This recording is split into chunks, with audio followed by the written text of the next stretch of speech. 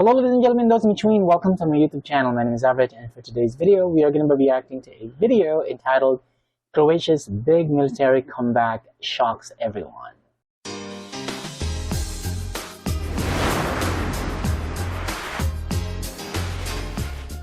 Once written off as a modest post-war force, Croatia has been quietly sharpening its claws. Hidden behind sun-soaked beaches and medieval towns, this small Balkan nation is preparing for its biggest military resurgence since the 1990s. And no, it's not just to impress tourists in Dubrovnik. It wasn't always this way. Back in the early 1990s, Croatia's military story was one of grit, survival, and national birth. During the War of Independence from 1991 to 1995, the Croatian armed forces were a ragtag yet determined coalition. They faced overwhelming odds but emerged victorious, liberating their territory and earning a reputation for fierce resistance. Croatia's military then was battle-hardened but exhausted. I believe that some of these clips were actually taken from the 30th anniversary of Operation Storm. I'm able to recognize these clips because I've already made a reaction video to Croatian Military Parade 2025. Yes, but anyway, let's move on. Lion that had fought tooth and nail but needed rest. Wow, in the decades that followed, Croatia, like many post-conflict nations, shifted gears. Defense budgets were cut, stockpiles dwindled, and a transition to a professional volunteer force began. NATO membership in 2009 and EU accession in 2013 signaled a new era. Wait, I hope I've been able to understand it correctly. Croatia became a member of NATO in 2009? Am I right? One where collective security replaced the old solo acts of militarism. Croatia bet its future on alliances and diplomacy. Guns were oiled less frequently, and soldiers trained more for peacekeeping than combat. So what is the purpose of oiling guns? I have no idea, but I've heard of this situation quite a few times already. But history, as always, had other plans. Russia's brutal invasion of Ukraine in 2022 sent shockwaves through Europe. Suddenly, the assumption that peace was permanent crumbled. In capitals from Berlin to Bucharest, the question arose, are we ready? And in Zagreb, the answer was clear, no, but we're working on it. Fast forward to 2024 and beyond, Croatia is executing one of the... I would just like to talk about this Ukraine-Russia war real quick, because when this took place back in 2022, it was just so heartbreaking. And here in the Philippines, some activists even had this campaign that encouraged people to stand with Ukraine, and I was actually one of them. And if you guys have noticed, I've made a few reaction videos to this issue. But anyway, let's move on. Most ambitious defense revamps in its modern history. Defense spending surged 22.2% in 2024, followed by another 18.2% jump in 2025. Meeting NATO's 2% of GDP target with plans to climb even higher. The 2025 to 2027 defense budget reads like a military shopping list and a wellness retreat combined. Modern tanks, drones, and fighter jets, plus better living conditions, pay, and career paths for the troops who use them. Because what's the point of an upgraded tank if your soldiers are sleeping on yoga mats and eating canned beans? True. The crown jewel of this military makeover? Modernization. The Croatian Air Force completed its overhaul in 2025 with the full integration of 12 cutting-edge Rafale fighter jets. On the ground, Croatia is adding serious firepower. 50 Leopard 2 A8 main battle tanks, 89 Bradley M2A2 infantry fighting vehicles, 8 HIMARS rocket artillery systems, and a fleet of Bayraktar TB2 drones. You know what, guys? I'm just enthralled with the fact that even though Croatia is just a very small country, they really strengthen their armed forces, their military, their navy, their air force, to make sure that the entire country is protected. And you know what? It actually saddens me to hear that many, well, I'm not talking about Croatian army or soldiers, I'm talking about soldiers all over the world. You know, when they, I mean, when they are not treated fairly, they're not given enough food, they're not given the things that they need.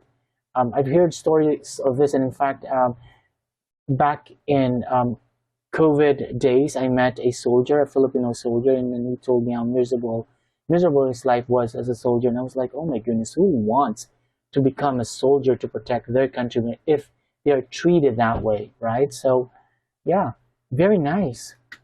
If you're an invading army thinking about testing Croatia, maybe check the return policy on your armored vehicles first. Yes. The Navy isn't left out either. Croatia is upgrading its coastal patrol fleet and reviving domestic ammunition production. Yes, that means fewer imports and more made in Croatia stamped on military crates. Okay. A quiet but significant shift is underway. Wow. Moving from Eastern Bloc legacy systems to advanced Western tech, ensuring full NATO interoperability. No more awkward moments during joint drills where Croatia's gear speaks Old Soviet and everyone else is on NATO 5G.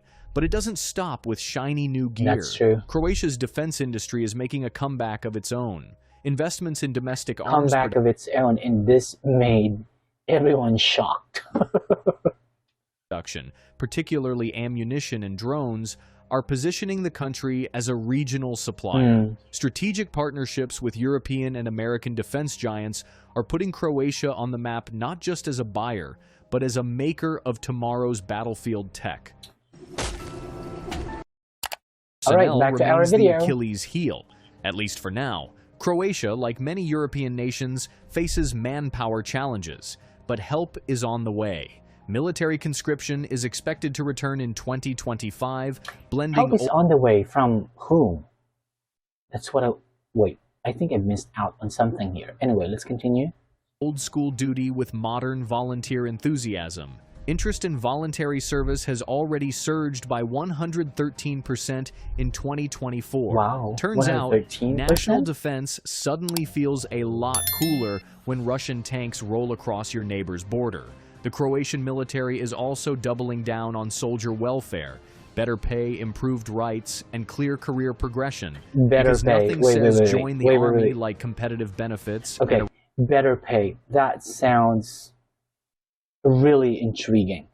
I have no idea how much soldiers are paid, because in the Philippines, men are constantly encouraged to join the army, but you know, only a few people are very much interested in joining the army. But I have no idea how much the pay is.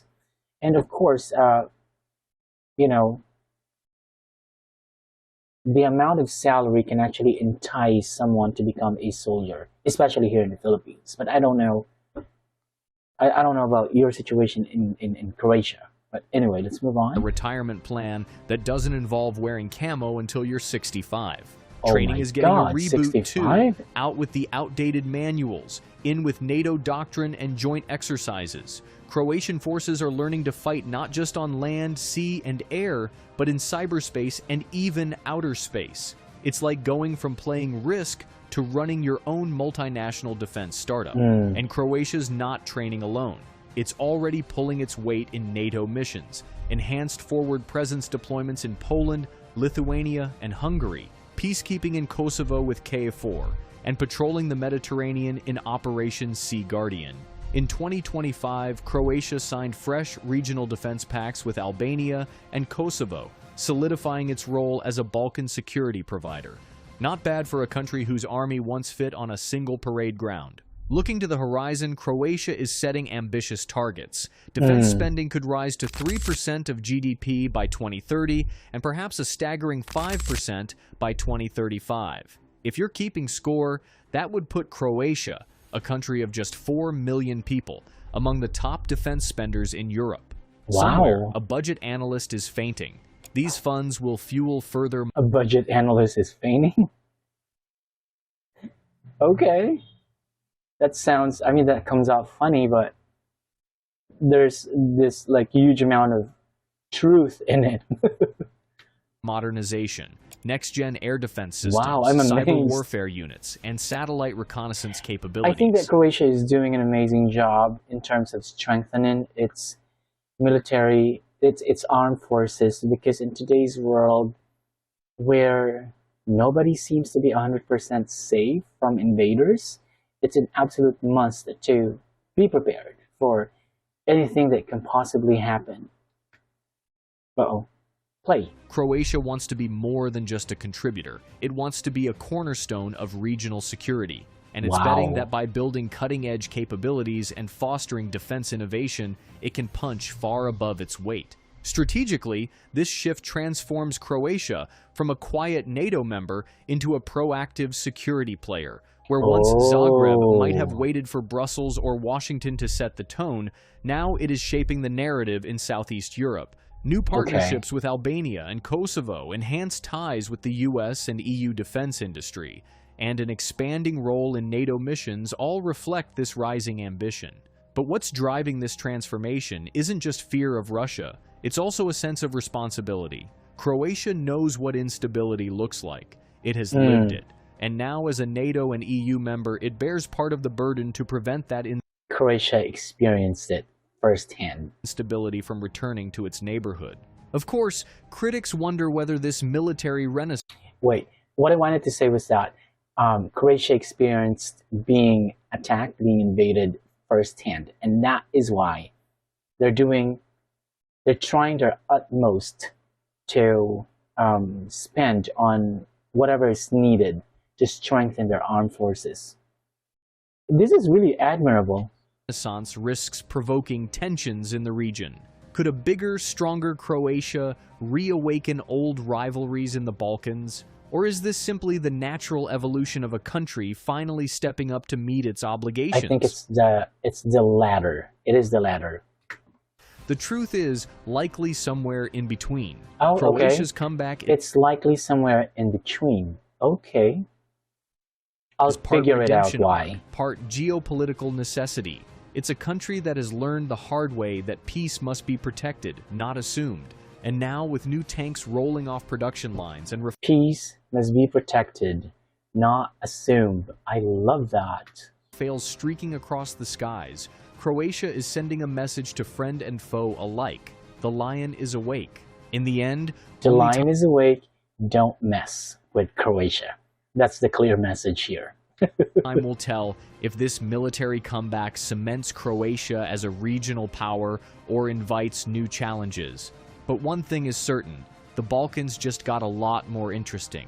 And somewhere in Zagreb, a defense planner is raising a glass and saying, it's about time. It's about time. So is Croatia's military resurgence a story of overdue redemption or the opening chapter of a new regional power game? I think both. The next decade will write that answer. I think both. Alright guys, I think that this reaction video is pretty lengthy already, so please let me know how you feel about this video in the comment section below. Alright, so if you have any opinions, if there are other pieces of information that you would like to add to this video, feel free to type them out in the comment section below, okay? So I guess that's about it for today's video. Thank you so much for watching this video. And if you like this video, hit the like button, hit subscribe, and hit that notification bell so that you can be notified when my next video comes out. Peace out.